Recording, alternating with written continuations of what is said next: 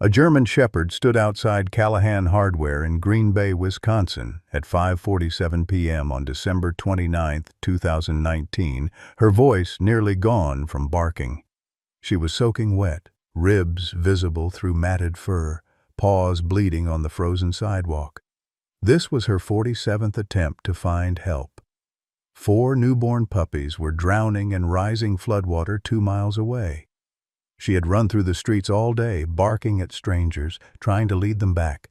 46 people had said no, shooing her away, threatening her, ignoring her desperate pleas. One man would finally stop. But not because he was kinder than the others. What happened next would save more than 5 lives.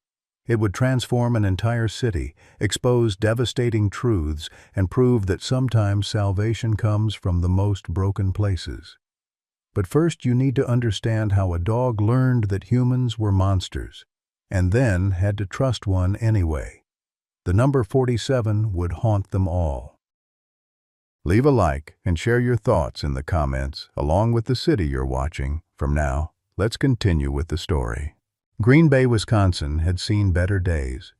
The Broadway district, once a thriving industrial hub, had declined steadily since the 2008 recession. Warehouses stood empty, their broken windows like vacant eyes watching the neighborhood decay. By 2019, 18% of the district's senior residents lived below the poverty line.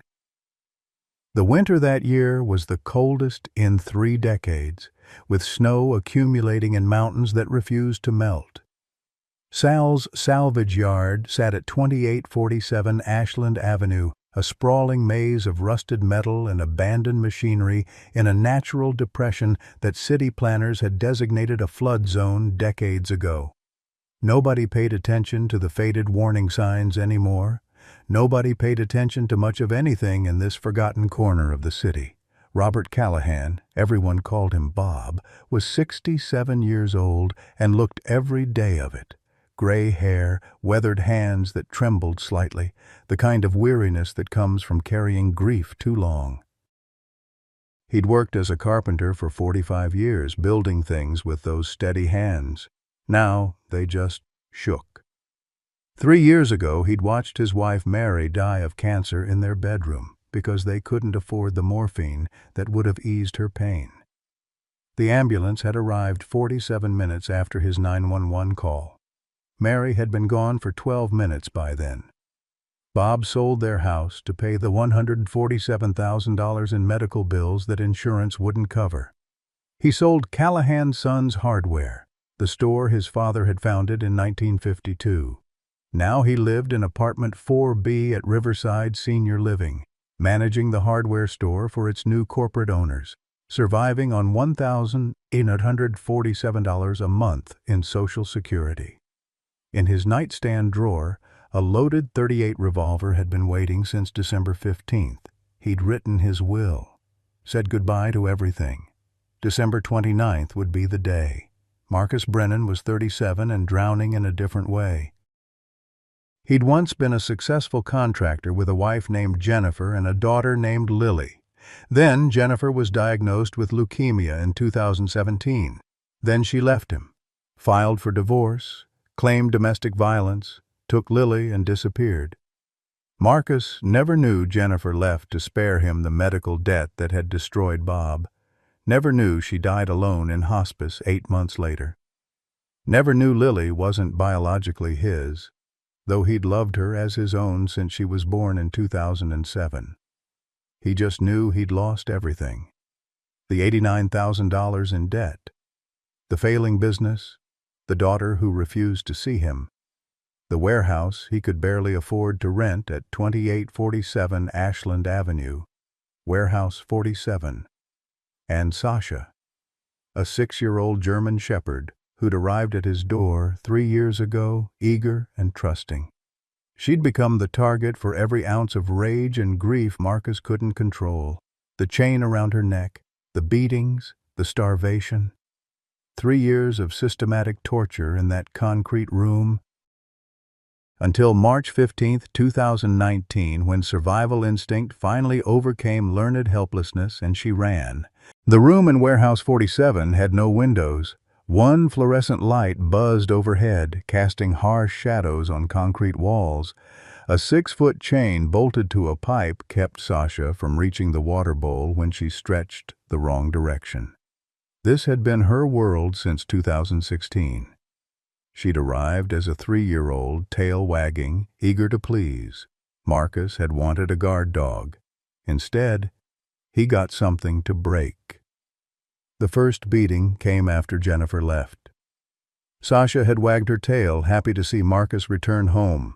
He'd kicked her for being happy when he wasn't.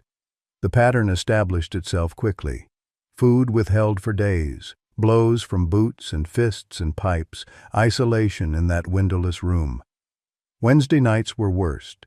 Marcus would visit the bar where he'd proposed to Jennifer, then return home with whiskey on his breath and rage in his hands.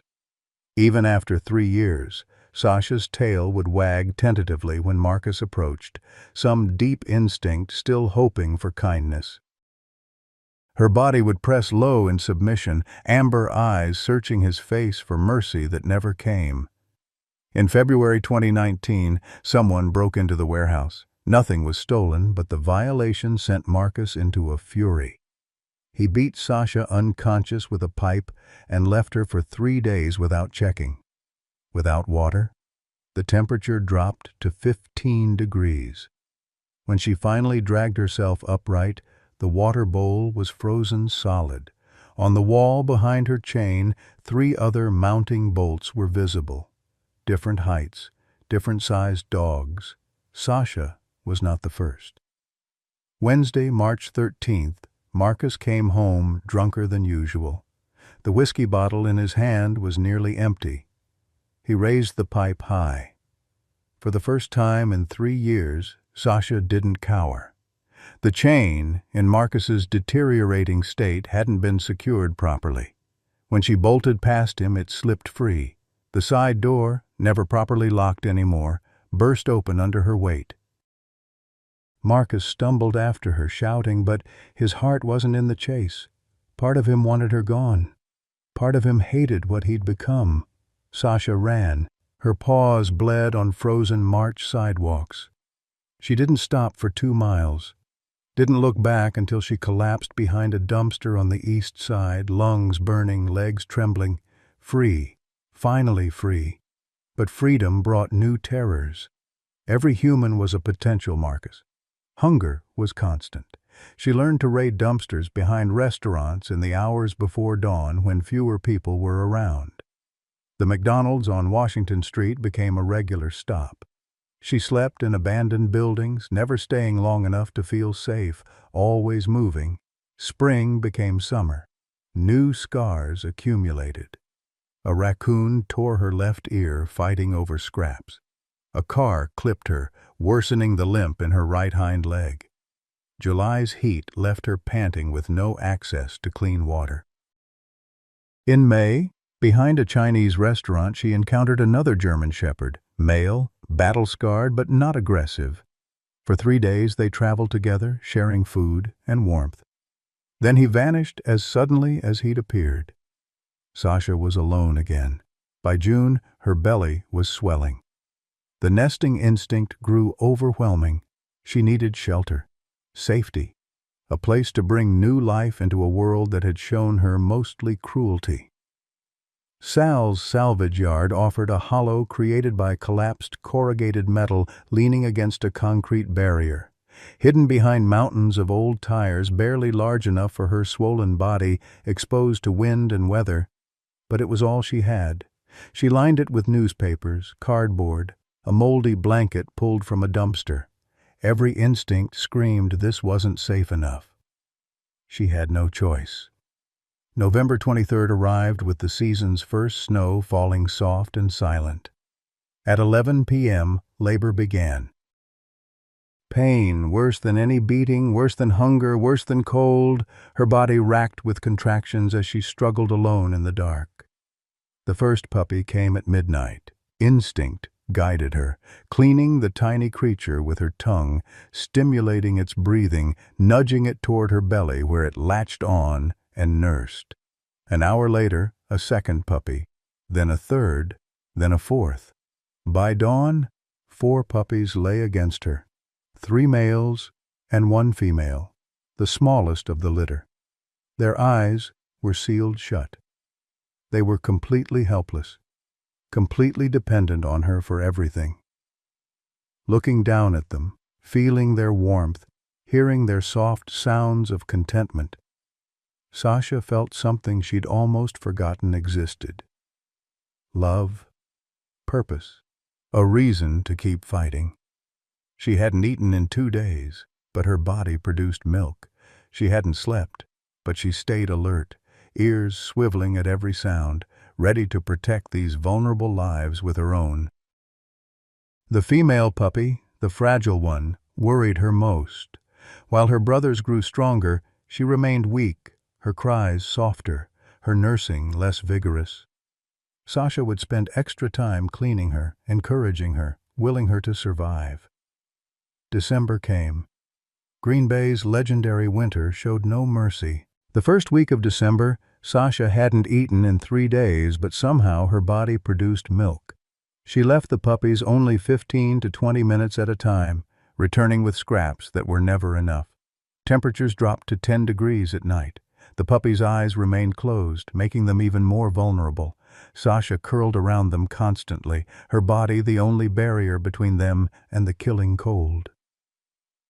By the second week, Hope, the smallest female, wasn't nursing well.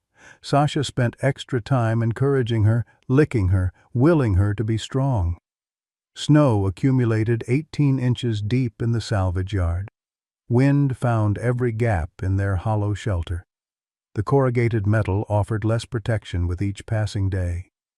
The third week brought a small joy. The puppies' eyes opened.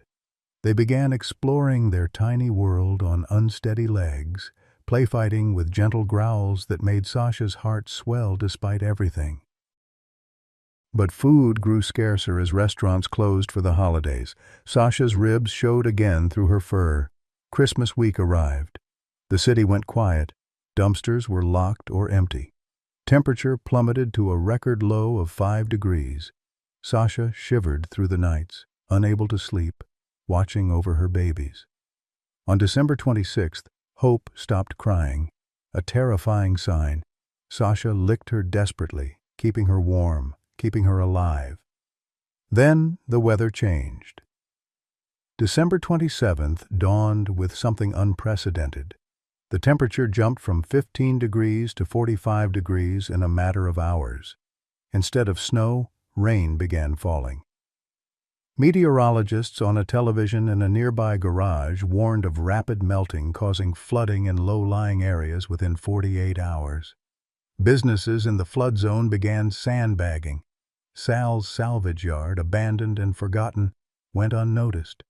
By afternoon, puddles formed. Sasha tried moving the puppies to higher ground, a stack of wooden pallets nearby. Water seeped into their hollow from all sides. The puppies cried, cold and wet and hungry. Evening brought heavier rain. Temperature held steady at 40 degrees, the worst possible scenario. Mountains of accumulated snow melted rapidly. The salvage yard, built in a natural depression, became a catch basin for runoff from the entire neighborhood. Water rose to 2 inches deep around the pallets. Through the night, Sasha couldn't sleep. She paced, whining, trying to move the puppies one at a time. But where? The entire yard was flooding. She returned to find water reaching their bellies. Hope had stopped moving, her tiny body succumbing to hypothermia. Sasha licked frantically until the puppy gasped and whimpered weakly. By morning of December 28th, water stood 12 inches deep. The pallets floated slightly. Rain continued without mercy. Sasha realized with bone-deep certainty they would all drown by nightfall. The impossible choice confronted her. Stay and watch them die. Try to carry all 4 through dangerous terrain, impossible, or leave to find help, betraying every mothering instinct she possessed, trusting the humans who had given her nothing but pain. At 9:47 a.m., Hope stopped breathing. Just for a moment, Sasha licked until she gasped back to life, water still rising. No more time. Sasha barked once, the first bark in 9 months. She touched her nose to each puppy, lingering longest on Hope. Then she ran. The gas station came first, at 10:15 a.m. A woman in a blue parka pumped gas. Sasha barked, urgent and desperate, trying to lead her back. The woman shouted, "Get away from my car!" When Sasha moved closer, the woman kicked at her and drove off. A man in a suit ignored her completely. A teenager filmed her on his phone, laughing. "This dog is crazy." An elderly woman looked frightened and called animal control. A delivery driver actually kicked Sasha, making her yelp and dodge. A mother with a child screamed, "Stay away from my baby!" A construction worker threw his coffee cup at her. By 11 a.m., Sasha had been rejected 10 times. Her voice was getting hoarse. Her paws bled from running on frozen sidewalk. But the puppies were drowning. She kept trying. McDonald's, CVS, the strip mall. The pattern repeated at every stop. Some people looked sympathetic, but walked away. "Can't help, sorry." Most ignored her or threatened to call police. One elderly man actually cried as he walked away, but he still walked away. Someone offered food. Sasha refused, tried to lead them back. They shrugged and left. By 2 p.m., she'd been rejected 25 times. Her bark had become a whimper. Still, she tried. Every person she saw was a chance. Every rejection drove the desperation deeper. 3 p.m., 4 p.m. 40 rejections. Sasha was exhausted, limping badly, barely able to make sound. But somewhere, 4 puppies were underwater or dying of cold. She couldn't stop. Wouldn't stop. At 5:30 p.m., as winter darkness fell, she'd been rejected 46 times. Her voice was nearly gone. Her paws left bloody prints on the sidewalk. She could barely stand. Callahan Hardware stood on the corner, warm light spilling from its windows. Sasha sat outside and barked, a hoarse, broken sound that was barely audible.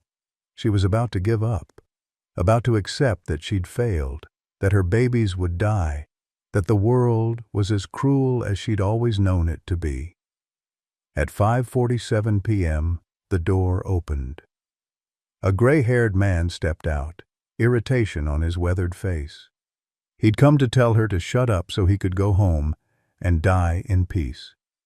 In his coat pocket, a loaded gun waited. Robert Callahan looked at Sasha. Sasha looked at Robert Callahan. In her amber eyes, he saw something that stopped him cold. Not aggression, not emptiness. Desperate, profound intelligence, and a plea that reminded him of another pair of eyes he'd failed to save. His hand moved toward the gun in his pocket, then stopped. "You're trying to show me something," he said quietly. Sasha barked differently, urgent, not frantic. She took several steps away, looked back. Bob thought, "What difference does it make? I'm dead tonight anyway." "All right," he said, "show me." Bob stepped back inside briefly. "Tom, lock up. I'm checking on something." His assistant looked confused, but nodded. Bob followed Sasha down the darkening street, his hand still touching the gun in his pocket out of habit, the gun he'd planned to use in a few hours. They walked for 10 minutes through streets Bob barely recognized anymore, though he'd lived here his whole life. Other pedestrians stared at the old man following a bedraggled dog. Bob didn't care. Nothing had mattered for 3 years. Why start caring about appearances now? Mary would have called him a fool. The thought almost made him smile, almost. Sasha kept checking to make sure he followed, her desperation evident in every limping step. They arrived at Sal's salvage yard at 6:05 p.m. The fence had partially collapsed. Water was everywhere. Bob's boots were immediately soaked. The sun had set. Darkness was falling fast. Bob hesitated at the entrance. This was insane. Following a stray dog into a flooded junkyard as night fell.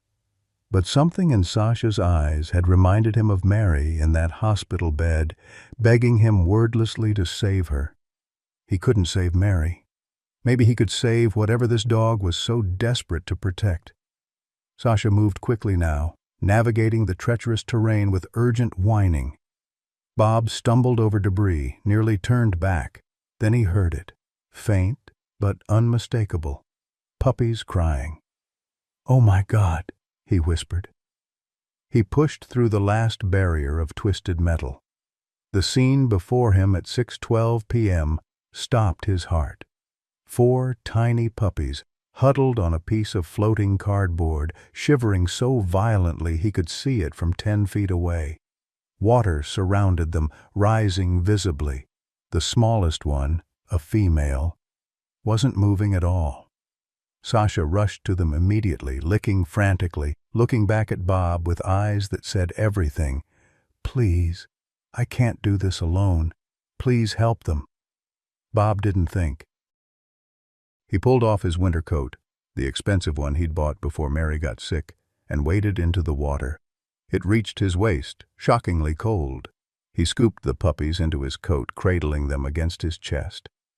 The smallest one wasn't breathing. His hands, which had trembled with grief and age for 3 years, suddenly became steady. He rubbed the tiny puppy gently, the way he'd once helped a newborn kitten when he was a boy, 50 years ago. "Come on, little one. Come on." 10 seconds passed. It felt like an eternity. The puppy gasped, cried weakly. Bob felt tears on his face for the first time since Mary's funeral. Sasha pressed against his leg. No fear now, only desperate hope. Bob looked down at her. "I got them, Mama. I got them." He started back toward the entrance, moving as quickly as he dared with his precious cargo. Sasha followed, her limp more pronounced now that adrenaline was wearing off. Bob could see how much pain she was in, how exhausted. She'd probably been running all day. At 6:25 p.m., standing by his truck, Bob pulled out his phone and called the only veterinarian he knew. "Maggie, it's Bob Callahan." There was a pause. Dr. Margaret Walsh hadn't heard from Bob in 2 years, not since shortly after Mary died. "Bob, are you—" "I need help. Emergency, mother dog and 4 puppies. Severe hypothermia, possible starvation. Can you meet me at the clinic? I'll be there in 10 minutes. She didn't ask questions, didn't hesitate. Later, Bob would learn that Maggie had been worried about him for months, had heard through mutual friends that he'd become isolated, unreachable. She was relieved just to hear his voice. Bob lifted Sasha into the truck. She was too weak to jump. He placed the puppies, still wrapped in his coat, on the seat beside her. She immediately curled around them, nose buried in the fabric, protecting them even now. During the drive to East Side Animal Hospital, Bob kept glancing over. Sasha was watching him with an expression he recognized. Kaiser, his childhood dog, had looked at him like that. Trust, gratitude, hope. "You did good, Mama," Bob said quietly. "You saved them. You saved all of us." East Side Animal Hospital's lights were on when they arrived at 6:45 p.m. Dr. Walsh, a woman in her mid-50s with kind eyes and capable hands, met them at the door. She took one look at Sasha and the puppies and immediately ushered them into the examination room. The next 2 hours were a blur of activity. Dr. Walsh worked with practiced efficiency, her assistant helping as they assessed each animal. The 3 male puppies, malnourished and hypothermic but responsive, would survive with proper care. Their body temperatures were dangerously low, but climbing with heat lamps and warm fluids, the female puppy, the smallest one, was critical. Her body temperature was 94 degrees when it should have been 101 to 102. She showed signs of pneumonia. Her response to stimuli was minimal. "The next 48 hours will be crucial," Dr. Walsh said quietly. Then she examined Sasha. The more she looked, the quieter she became. Finally, she asked Bob to follow her to her office, leaving her assistant to monitor the puppies. "Bob," she said carefully, "this dog has been through hell. These injuries—" She pulled up X-rays on her computer screen. "See these fractures? They healed wrong because they were never treated. This scarring pattern is consistent with repeated beatings over an extended period. Her teeth are worn down, probably from chewing on chains. And psychologically," she paused, "this level of trauma doesn't happen overnight. This is years of systematic abuse." Bob felt rage kindle in his chest, hot and fierce. He hadn't felt anything this strongly since Mary died. "Will she be okay? Physically? With time and proper care, yes. Emotionally?" Maggie looked through the window at Sasha, who was still watching the puppies despite her obvious exhaustion. "That'll take longer. Maybe forever. The fact that she survived, that she kept those puppies alive through this weather and those conditions. Bob, in 30 years of veterinary medicine, I've never seen anything like it." Bob made his decision in that moment. "I want to foster her and the puppies until they're adoptable." Maggie smiled, the first genuine smile he'd seen from anyone in months. "I was hoping you'd say that." Then reality crashed back. Bob's hand went to his empty pocket. The coat with his wallet was wrapped around Puppies. "Maggie, I need to be honest with you. I can't afford this." She waited. "I lost the house paying Mary's medical bills. The store, too. I'm living on Social Security now, $1,847 a month. This first week of treatment—" He'd seen the equipment, the medications, the intensive care. "I'm guessing $4,000 or $5,000. I have $340 in my checking account." Maggie didn't hesitate. "Bob, I'm not letting these animals die because of money. I'll bill you $50 a month, forever if I have to." Bob felt tears again. Twice in one night. Unprecedented. "Maggie, not negotiable." The clinic door opened. Tom, Bob's assistant, stood there. He'd apparently followed them. "I'll pay for it." Bob stared. "Tom, you don't have to—" "Yes, I do." Tom walked closer, and in the fluorescent light, Bob saw something in the young man's face, something familiar. "Dad, it's me. It's Tommy." The world tilted. Bob grabbed the desk for support. Tommy, his son, his and Mary's adopted son, who'd come to them from foster care at 15, who'd left at 19 during Mary's cancer treatment, who'd disappeared 6 years ago without a word. "I ran away when you needed me most," Tom said, his voice breaking. "I couldn't watch Mom die. I was a coward. I've been back 3 months working at the store trying to find the courage to tell you who I was." He pulled an envelope from his jacket. "This is the education fund. The money you and Mom saved for my college, $8,500. I never touched it. I've been saving to give it back." Bob couldn't speak, couldn't move. "I saw you following that dog," Tom continued. "I followed you. I can't let you face this alone again." "Not again." Bob crossed the distance between them and pulled his son into an embrace. They both cried. Sasha, watching from her kennel, whimpered softly, the sound of recognition, of understanding what reunion meant. At 11 p.m., Bob brought 3 puppies and Sasha home to apartment 4B at Riverside Senior Living. The smallest puppy remained hospitalized, fighting for her life. Tom helped set up a large pen in Bob's living room with heating pads, blankets, food, and water. Bob's apartment was exactly as depressing as it sounded. Small, one-bedroom, sparse furniture, everything frozen in time since Mary died. Photos of her covered every surface, like a shrine. The bedroom they'd shared for 30 years sat closed, untouched. Sasha wouldn't eat, wouldn't sleep. She stood guard over the 3 puppies, shaking constantly. Warmth, food, safety, all of it was foreign, incomprehensible. She expected betrayal because betrayal was all she'd ever known. Bob sat on the floor near the pen, not too close, respecting her space. He talked to her softly. "I'm not going to hurt you, or them. You're safe now." Tom had gone home, promising to return in the morning. Bob called the hospital at midnight. Hope? He'd started thinking of the smallest puppy as Hope, was stable but critical. He called again at 2 a.m., still fighting. At 3:47 a.m., Bob fell asleep on the couch, exhausted beyond measure. He woke to a sensation he couldn't immediately identify. Sasha stood beside the couch, her nose inches from his face. Bob froze, afraid any movement would startle her. Slowly, carefully, Sasha placed her head on the edge of the couch, not demanding anything, not aggressive, just close, just present.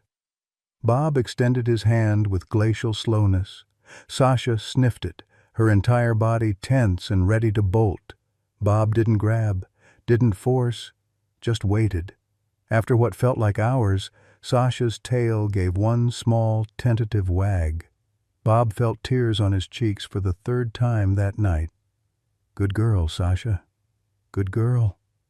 He reached carefully to check her collar, looking for any identification. Hidden under matted fur, he found an old scratch tag, Sasha, and an address. 2847 Ashland Avenue, Green Bay, WI 54304. Warehouse 47. The same industrial district he'd just walked through. The number? 47. Bob lay awake the rest of the night, pieces connecting in his mind. Mary had died 12 minutes before the ambulance arrived, 47 minutes after his call. This dog had been at the 47th stop on her desperate journey. The warehouse address ended in 47. He'd found her at 5:47 p.m.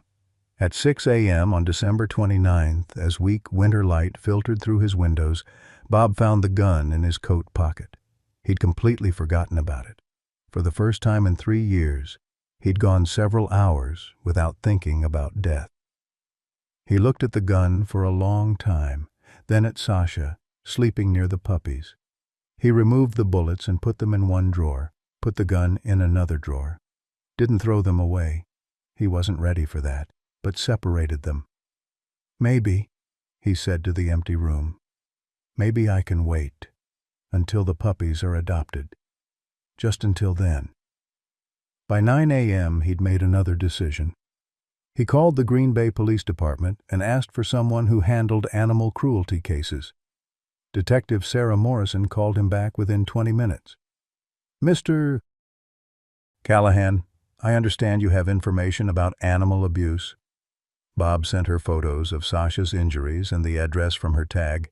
He explained what Dr. Walsh had found, the old fractures, the pattern of systematic abuse, the years of suffering. "We've had complaints about that warehouse before," Detective Morrison said, her voice tight with controlled anger. "We checked it 2 years ago after an anonymous tip. The owner, Marcus Brennan, had apparently moved the dog before we arrived. He claimed he'd never owned a dog. We had no evidence to contradict him." "Can you get a warrant now?" "With this evidence, absolutely. I'll have it by end of day." Over the next several days, Bob and Tom fell into a routine. They cared for the 3 puppies at home, monitored Sasha's slow adjustment to safety, and called the hospital every few hours for updates on Hope. The tiny puppy was fighting, slowly improving, but still critical. Sasha began trusting Bob more each day, though sudden movements still made her flinch. Tom proved himself invaluable, patient and gentle with the animals, gradually rebuilding the relationship with his father that he'd abandoned 6 years ago. On New Year's Eve, Bob remained sober for the first time since Mary's death. He sat with Tom, Sasha, and the 3 puppies, watching the ball drop on television, thinking about second chances, about how 47 rejections had led to 1 acceptance, about how a dog's refusal to give up had saved more than just puppies. On January 2nd, Detective Morrison called with an update. "We've been investigating the warehouse ownership. Marcus Brennan doesn't own it. He rents from a woman named Helen Morrison. No relation to me," she added quickly. "Helen is 70 years old, a widow. She's owned that warehouse since 1985. Did she know about the dog? We interviewed her this morning. She admitted she suspected something was wrong but didn't report it because Marcus always paid rent on time and she needed the income.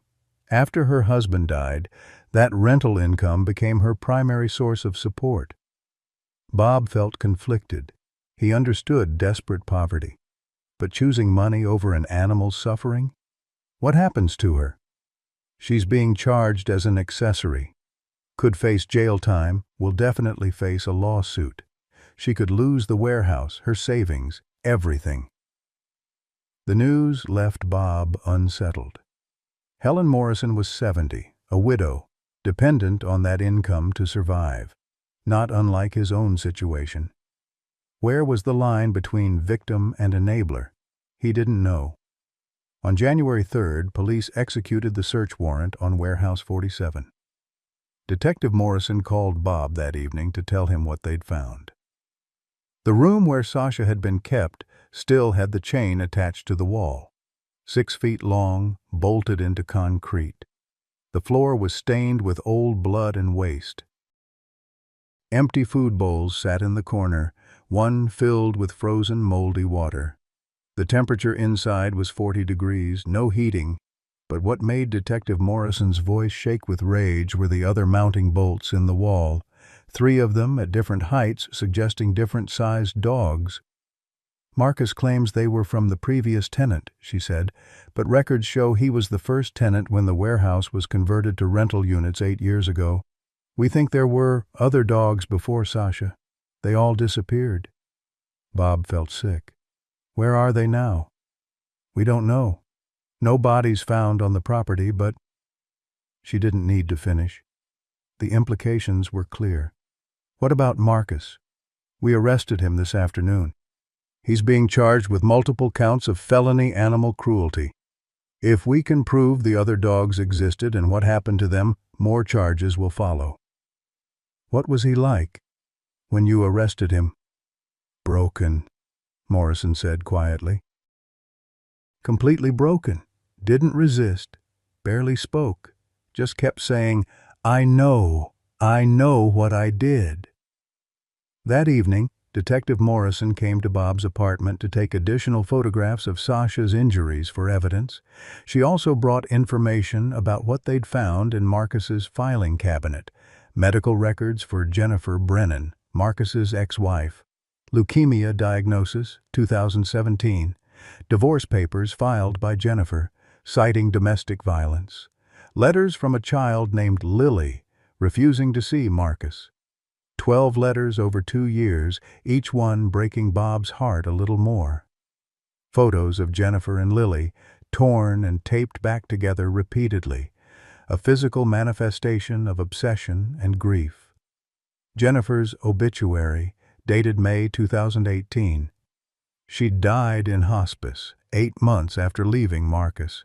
The obituary mentioned she was survived by her daughter Lily and her sister Patricia. No mention of Marcus. And Lily's birth certificate, with a devastating detail: the father was originally listed as unknown, later amended through legal adoption to Marcus Brennan. "Jennifer didn't leave because of his violence," Detective Morrison said softly. "The violence was real, but that's not why she left. She had terminal cancer and didn't want Marcus to go bankrupt trying to save her. Just like—" She stopped. "Just like what happened to me," Bob finished. She died alone to spare him the debt. And Lily doesn't know Marcus isn't her biological father. She just knows her mother left him, then died. She refuses contact with Marcus because in her 12-year-old mind he was mean to her mother and drove her away. Bob sat down heavily. So he lost his wife while trying to respect her wishes not to contact her. Lost his daughter, who he loved but wasn't biologically his. Lost his business trying to pay medical bills. Lost everything. And Sasha became the target for all that rage and grief, Morrison concluded. Bob looked at Sasha, sleeping peacefully now near the puppies. Hurt people, he said quietly, echoing something Mary used to say. But that doesn't make it okay. No, Detective Morrison agreed. It doesn't. The trial was set for March 15th. Marcus remained in custody, unable to make bail. Helen Morrison faced her own charges. And in apartment 4B, Bob began the slow process of healing, both for Sasha and for himself. On January 5th, Dr. Walsh called with news that made Bob cry for the 4th time that week. Hope is stable enough to come home. Dr. Walsh drove Hope to Bob's apartment herself on January 5th at 2 p.m. When she opened the carrier, Sasha ran across the room, the fastest Bob had seen her move since the rescue. She licked Hope from head to toe, whining with joy and relief, checking every inch of her smallest puppy. The 3 male puppies tumbled over themselves to reach their sister, creating a wiggling pile of black and tan fur. It was the first time all 4 puppies had been together since Bob pulled them from that flooded salvage yard. Sasha's expression, exhaustion, relief, pure maternal love, made Bob's chest tight. Tom stood in the corner with his phone, capturing the moment. The photograph he took was simple but powerful. Sasha surrounded by all 4 of her puppies, looking at the camera with eyes that had seen hell and somehow found their way back. He posted it to the hardware store's Facebook page that evening with a caption he'd written 3 times before getting it right. This is Sasha. She's a survivor, a fighter, and the best mother I've ever seen. She saved her puppies when the world gave her every reason to give up. We can learn a lot from dogs like her. He didn't expect anything. Just wanted to honor the dog who'd brought his father back from the edge, who'd given them both a reason to wake up each morning. By the next morning, the post had 500 shares. By evening, 5,000. Someone tagged the Green Bay Press-Gazette. A reporter called Tom's phone at 8 p.m. asking for an interview. By January 7th, the post had been shared 50,000 times. The local news picked it up. Television stations began calling. Bob refused every request initially. I'm not a hero. Just did what anyone would do. Tom disagreed. But 46 people didn't do it, Dad. You did. People need to hear why. Bob finally agreed to one interview, just one, with Channel 5 News. They came to his apartment on January 10th with cameras and lights that made Sasha nervous. Bob sat on his worn couch with Sasha at his feet, Tom standing supportively nearby. The reporter, a young woman with kind eyes, asked the question everyone wanted answered. Mr. Callahan, what made you stop when 46 other people didn't? Bob took a breath. Mary had always said honesty was the only policy worth having. I almost didn't. I was having a bad day, a bad year, bad 3 years, if I'm honest. What changed your mind? Her eyes, Bob said, looking down at Sasha. She looked at me like my wife used to, like she was begging me to save her. I couldn't save my wife, but maybe I could save this dog. Your wife? Bob's hands trembled slightly. Mary died 3 years ago, cancer. We couldn't afford the pain medication at the end. I had to watch her suffer. His voice cracked. The ambulance took 47 minutes to arrive after I called 911. Mary died 12 minutes before they got there. The reporter's professional composure wavered. I'm so sorry. When Sasha barked outside my store, I looked at my watch. It was 5:47 p.m. Bob smiled sadly. And I later learned she was the 47th person she'd asked for help that day, and the address where she'd been abused, Warehouse 47. What does that number mean to you? Bob was quiet for a long moment. It means I got 47 minutes back. I got to save something this time. The interview aired that night. By morning, the video had been viewed 200,000 times. By the end of the week, 2 million. National news outlets picked it up. CNN, The Today Show, Good Morning America. The hashtag #the47thbark began trending on Twitter. Donations poured into the Green Bay Humane Society in Sasha's name. $12,000 in the first week alone. People from across the country sent letters to Bob's hardware store, sharing their own stories of loss, of almost giving up, of being saved by unexpected grace. Emily Kowalski was 62 years old, a retired social worker who now taught part-time at a local elementary school. She saw the video on January 8th and couldn't stop crying, not just because of the story itself, but because of the guilt that had been eating her alive for over 2 years. In November 2017, Emily had been a social services investigator. Someone had called in an anonymous tip about a dog in distress at Warehouse 47 on Ashland Avenue. Emily and a police officer had conducted a wellness check. Marcus Brennan had been polite, cooperative, and adamant. "I don't have any dog, never have." They'd found no evidence, no barking, no smell, no visible signs.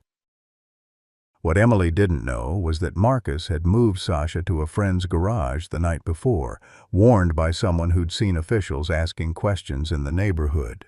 The case was closed. Emily had suspected Marcus was lying.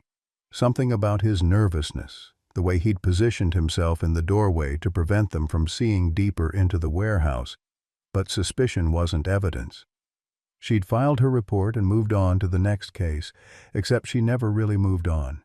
Every few months, she'd drive past Warehouse 47, wondering if that dog was in there, suffering while she did nothing. The guilt had contributed to her early retirement. She couldn't save them all, her supervisor had said. You did your job. But had she? Now, watching Sasha's story unfold, Emily knew she had to do something.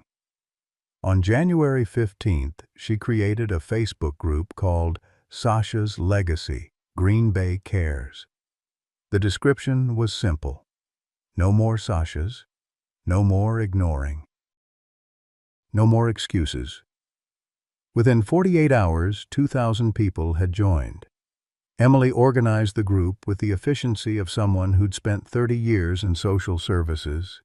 She created subcommittees, action plans, measurable goals, monthly donation drives for the Humane Society, a volunteer network to check on stray animals and report abuse, a fund to help low-income pet owners afford veterinary care, educational programs in schools about animal welfare and responsible pet ownership, a hotline, Report Animal Abuse, with trained responders available 24/7.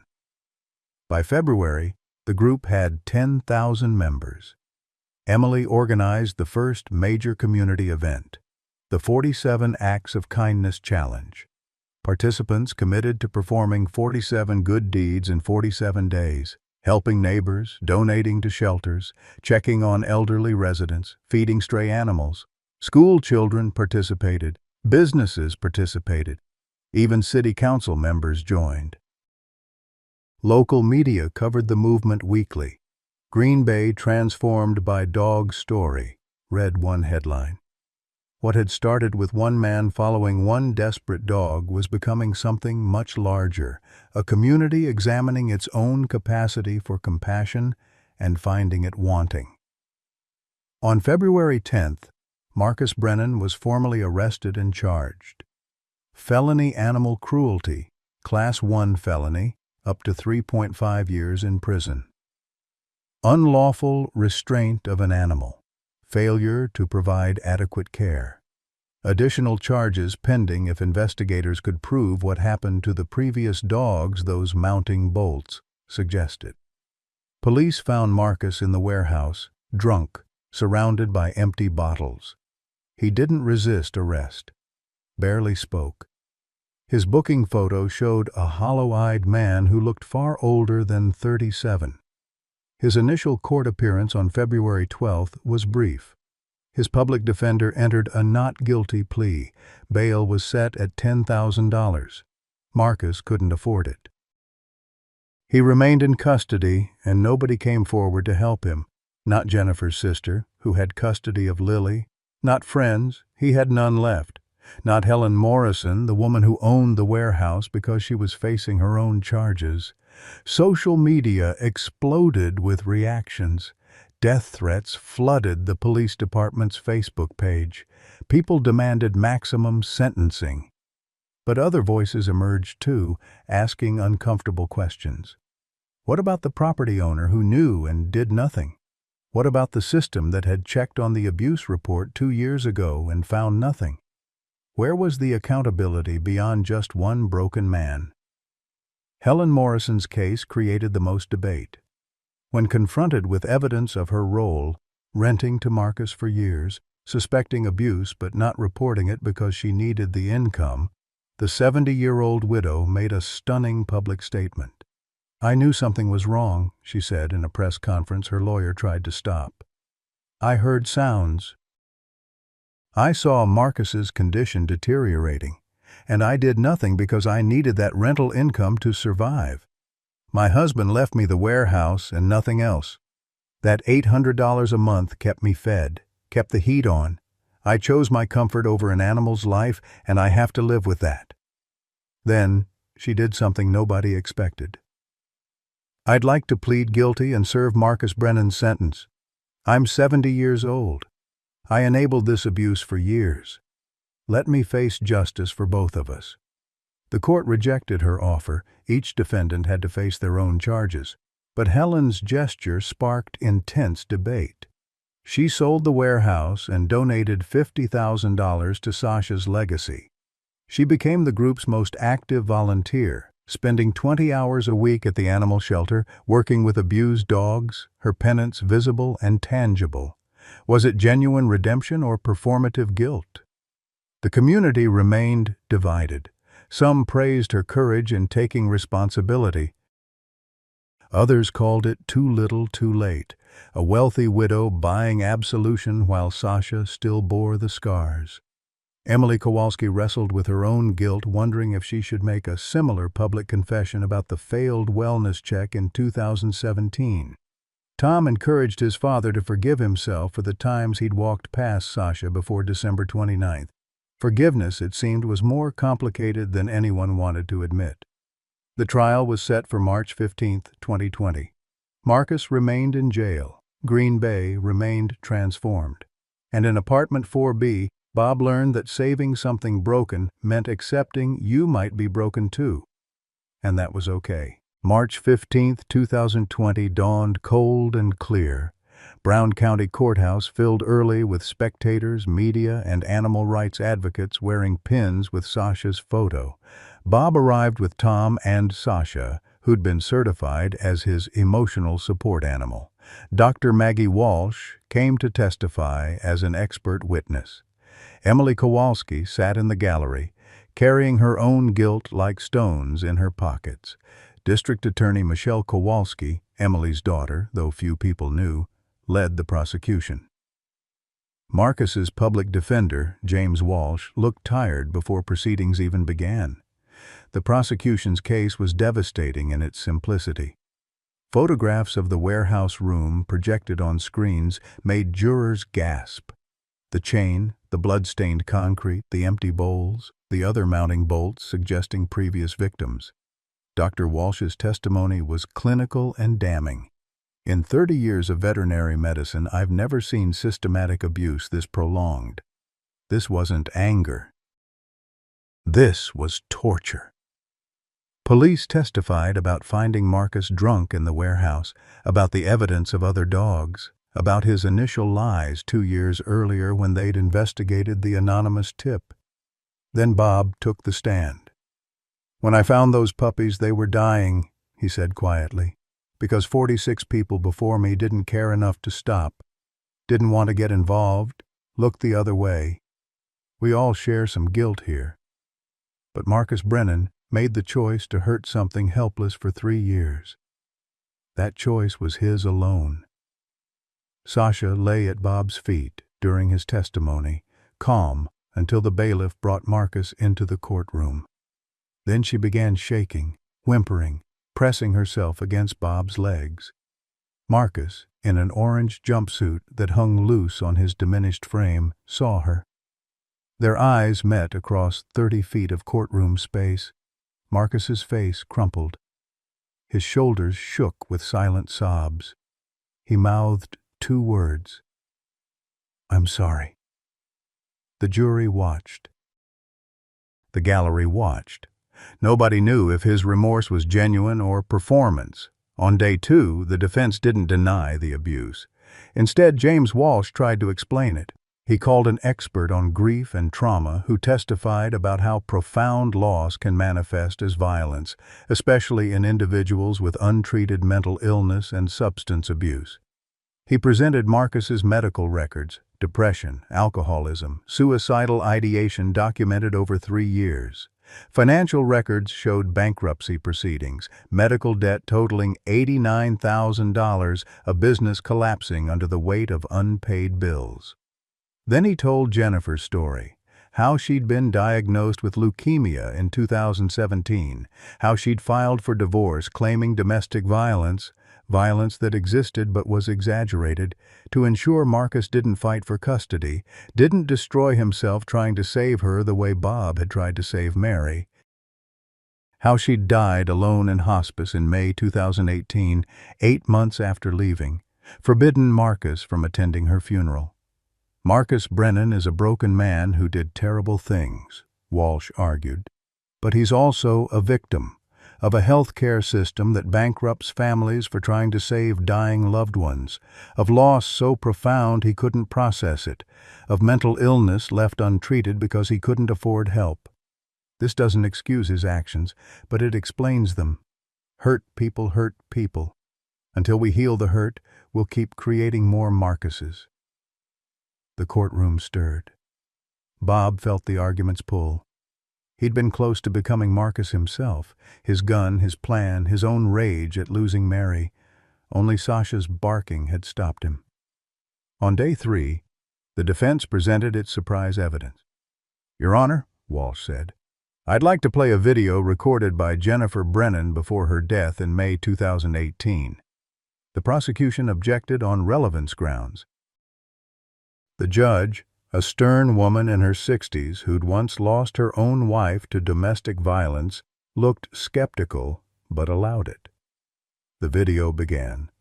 Jennifer Brennan appeared on screen, filmed in what was clearly a hospice room. She was bald from chemotherapy, gaunt with an oxygen tube under her nose. Her voice was weak but determined. "To whoever sees this when Marcus needs help," she began. "My name is Jennifer Brennan. I'm recording this because I need someone to know the truth." The courtroom went absolutely silent. Jennifer explained everything. The leukemia diagnosis in 2017, the prognosis of 12 to 18 months, the decision to leave Marcus not because of his anger, though it was real and frightening, but because she'd watched what medical debt had done to families like Bob and Mary Callahan's. She'd filed for divorce claiming worse abuse than actually occurred to make sure Marcus wouldn't fight it. "I never told him about the cancer," Jennifer's voice cracked. "I just said I was leaving. He called and begged. I held firm. I thought I was saving him. I didn't realize I was destroying him." Then came the revelation that made several jurors gasp. "Lily isn't Marcus's biological daughter. She's from a relationship I had before we met. But Marcus adopted her legally when she was 2 years old. He loves her like she's his own blood, more than her biological father ever did." Jennifer's image looked directly at the camera, tears streaming. If Marcus has hurt someone, something, because of what I did, because of the choice I made, I'm sorry. I'm so deeply sorry. Please show mercy. He's not a monster. He's a man who lost everything and didn't know how to survive it. I took his wife. I took his daughter. I took his purpose. And I made him think it was because he wasn't good enough. That's on me. The video ended. The courtroom remained silent for a full 10 seconds. Jury members were crying. Bob was crying. Emily Kowalski sobbed in the gallery. Even the prosecutor looked shaken. Marcus had his face in his hands, shoulders heaving. The defense then presented a letter from Lily Brennan, now 12 years old, written March 10th. Her aunt, Jennifer's sister Patricia, had finally told her the truth about her mother's cancer, about Marcus not being her biological father but choosing to be her father anyway. I hate what he did to Sasha, Lily had written in careful handwriting. Animals are innocent, and what he did was really wrong. But I understand now that he lost Mom, and lost me, and lost himself. I'm not ready to see him, but I don't want him in prison forever. I want him to get help. And maybe someday I can know my dad again. On day 4, the prosecution recalled Bob for a victim impact statement. District Attorney Kowalski asked, "Mr. Callahan, you saved Sasha's life. You've cared for her for 3 months. What sentence do you think Marcus Brennan deserves?" Bob sat silent for a long moment. Everyone waited. He looked at Marcus, then at Sasha, then at the jury. 3 years ago, I watched my wife die in pain because I couldn't afford morphine. The ambulance came 47 minutes too late. I was angry. At God, at the system, at myself. I wanted to hurt something. I wanted to die. I almost did. He paused. If Sasha hadn't barked outside my store that day, I'd be dead. She saved me more than I saved her. He looked directly at Marcus. You took your pain and gave it to something that couldn't fight back. That's not okay. It'll never be okay. But I understand it. We're both broken men. The difference is, I had a dog who barked 47 times until someone listened.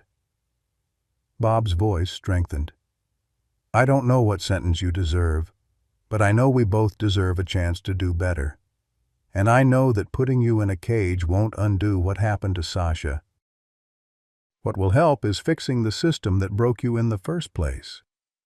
The jury deliberated for 6 hours. The verdict came back unanimous, guilty on all counts. Sentencing was pronounced March 18th, 18 months in county jail, 5 years probation, mandatory mental health treatment, lifetime ban on owning animals, 500 hours community service with animal welfare organizations after release. The judge addressed Marcus directly. Mr. Brennan, you will pay for what you did, but this court also recognizes you are a product of systemic failures. We must do better as a society. Marcus was led away in handcuffs. He looked back once at Bob. No words, just profound, devastating sadness on both their faces. Bob felt no satisfaction, just grief for all the broken pieces nobody had bothered to pick up until they'd cut something innocent. April 7th, 2020, exactly 3 months and 9 days after Bob had followed a desperate dog into a flooded salvage yard, he officially adopted Sasha. The Green Bay Humane Society held a small ceremony. Tom was there. Dr. Maggie Walsh, Emily Kowalski, with several members of Sasha's legacy, local press with cameras that Sasha had learned not to fear. A reporter asked the question that had become almost ritual. Mr. Callahan, you've said Sasha saved you. Can you explain what you mean? Bob had been thinking about this moment for weeks, wondering if he had the courage. He looked at Tom, who nodded encouragement. He looked at Sasha, who sat calmly at his feet, trusting him completely now. He looked at the cameras and made a choice. December 28, 2019, I planned to kill myself. The room went silent. Cameras kept rolling. I had a gun. I'd written my will, said goodbye to everything. I was ready. Bob's voice didn't waver. Mary had taught him that truth, no matter how painful, was the only thing worth speaking. At 5:47 p.m., I heard barking outside my store. I went out to tell that dog to shut up so I could go home and die in peace. He reached down, touched Sasha's head. She leaned into his hand. Instead, she looked at me, and I remembered what it felt like to be needed. I followed her, not because I was good, but because for the first time in 3 years, something needed me to be. His voice finally cracked. If I'd killed myself that morning like I planned, those 4 puppies would be dead too. Sasha gave me a reason to wake up the next day, and the next, and every day since. Bob looked directly at the camera. I'm not a hero. I'm a man who was saved by a dog who refused to give up. If you're out there thinking about giving up, please bark 47 times if you have to. Someone will hear you. I promise someone will hear you. Tom stepped forward, put his arm around his father. And I'm a son who abandoned his father when he needed me most. Sasha brought us back together. She didn't just save 5 lives that day. She saved ours, too. The image, elderly man kneeling with his dog, son's hand on his shoulder, all of them survivors of different traumas, was captured by every camera in the room. By evening, it had been shared 200,000 times. By week's end, 3 million. The man who saved a dog that saved him became a headline. More importantly, it became a message.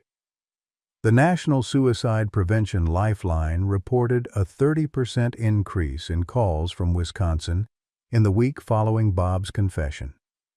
5 people specifically cited his story when calling. 5 lives saved because one man had been honest about his darkness. Between April 15th and May 6th, the 4 puppies found their forever homes. Faith, the strongest male, went to the Williams family. James Williams was a veteran who'd lost his leg in Afghanistan and battled PTSD. His wife Sarah and their 2 children, aged 6 and 8, wanted to teach their kids about resilience and healing. Our family understands trauma, James wrote in his application. Faith represents everything we believe, that you can survive the worst and still trust again. The children brought Faith to visit Bob's hardware store every week. Sasha's reunions with her son were joyful. They would play fight like puppies. Sasha gentle, but engaged in a way she'd never been before. Courage went to Margaret Henderson, 68, whose husband lived in a nursing home with Alzheimer's. I need a reason to keep going, she told Bob, and Courage needs someone to protect. We'll help each other survive. She brought Courage to visit her husband 3 times a week. The dog was the only thing that made Harold Henderson smile anymore. Some deep memory of an animal he'd loved decades ago surfacing through the fog. Trust was adopted by Daniel and Amy Chen, who ran a therapy dog program at Green Bay Children's Hospital. We work with kids who've experienced trauma, abuse, neglect, medical procedures that terrify them, Amy explained. Trust's background makes him uniquely suited to help. He understands fear. He understands coming back from it. Within 6 months, Trust was certified as a therapy dog, helping more than 30 children annually face their own demons. On May 6th, Dr. Maggie Walsh officially adopted Hope. I've been thinking about it since the day she came in barely alive, she admitted to Bob. Some animals touch your heart in ways you can't explain. Hope is that animal for me. Hope became the clinic's unofficial ambassador, greeting scared animals, calming them with her gentle presence. But 9 days after the adoption, Maggie asked Bob to meet her privately at the clinic. "I need to tell you something about Hope," she said, her face serious. "Something I've known since January." Bob's stomach dropped. "What's wrong?" "She has congenital heart disease, dilated cardiomyopathy. It's progressive and ultimately fatal." The words hit Bob like physical blows. "Can you treat it?" "We can manage symptoms, make her comfortable, but Bob," Maggie's voice broke slightly, "she likely has 18 to 24 months, 2 years maximum." Bob sat down heavily. "You knew this when you adopted her?" "I knew since her first week in critical care. I ran every test." "Why didn't you tell anyone?" Maggie's eyes were fierce with conviction. "Because she deserved to live every day she had, not as a sick dog people pitied, but as hope. Because those 2 years will matter more than most people's lifetimes. She's going to change everything, Bob." "You'll see." Bob looked through the window at Hope playing with another dog in the clinic's yard, her tail wagging, her spirit undaunted by the failing heart inside her chest. He thought about Mary, who'd had 18 months after her diagnosis. He thought about his own life.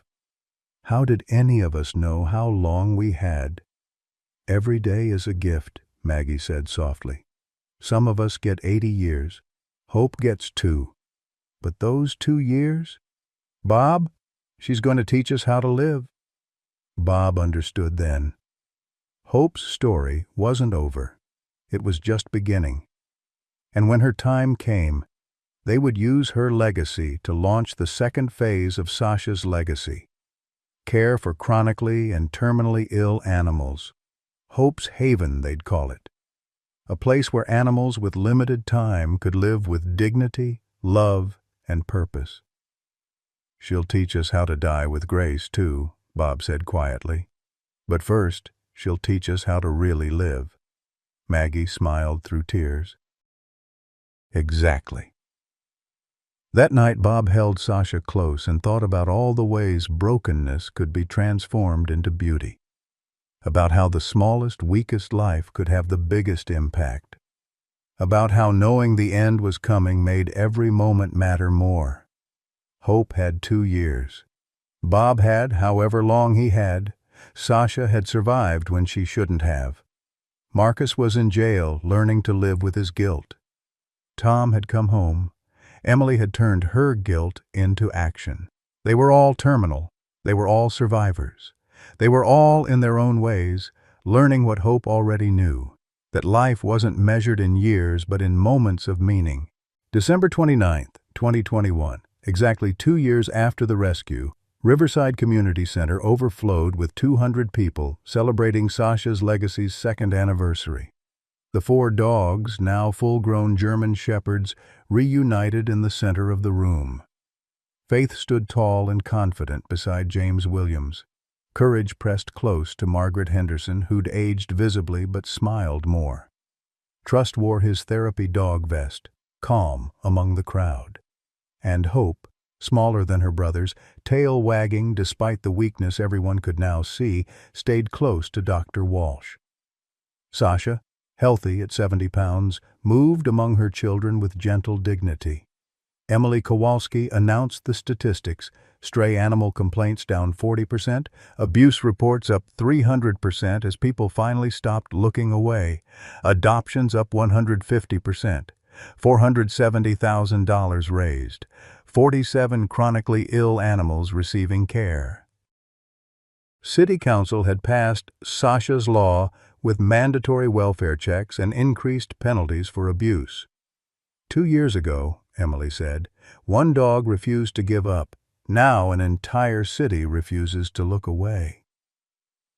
Tom spoke about second chances.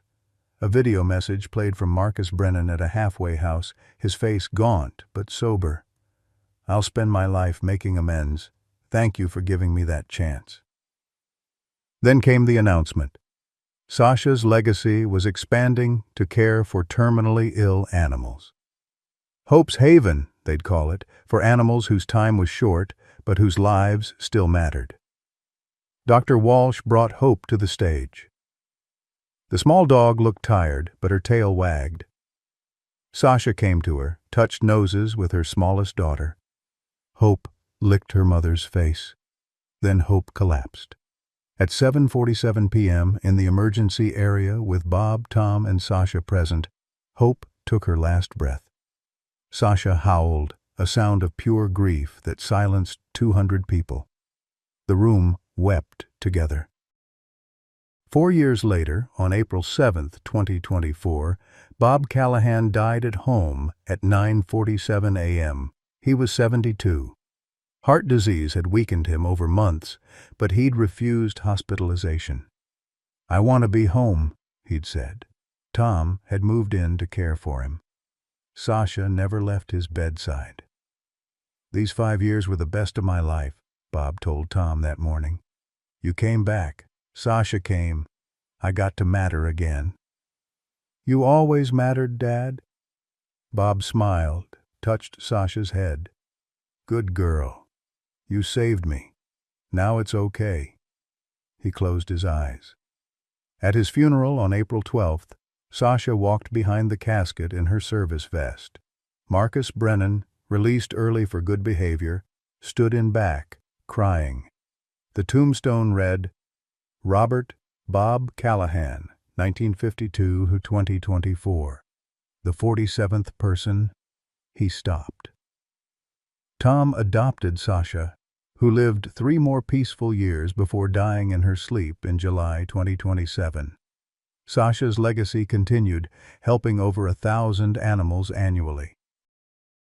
The number 47 became Green Bay's symbol of second chances. Schools taught the 47th bark as a lesson in compassion. Marcus spoke at schools about breaking cycles of violence. Every December 29th, the city observed 47 minutes of silence for all who suffer unnoticed. In the end, Sasha taught a city what one voice, even when it's barking 47 times, can accomplish if just one person listens. Sometimes we feel invisible like Bob did, wondering if our best years are behind us, if anyone would notice if we weren't here tomorrow. We carry losses that changed us. Empty chairs at the dinner table, dreams we buried, children who moved away, friends who forgot to call. We've walked past people who needed help because we were drowning in our own pain. But here's what Sasha teaches us. It's never too late to stop, to listen, to matter again. Bob was 67 with a gun in his pocket when he chose to follow that desperate dog. He thought he was saving her. Instead, she gave him 4 more years of purpose, brought his son home, transformed an entire city. Your 47th bark might be the one someone finally hears, or you might be someone's 47th chance to be heard. Every day we wake up is another opportunity to choose connection over isolation, to let something broken save us by letting us save it back. The number 47 reminds us it's not too late. Have you ever been someone's 47th chance? Or have you needed 47 tries before someone stopped? What's your number 47 story? Share in the comments below. Your story might be exactly what someone else needs to hear today.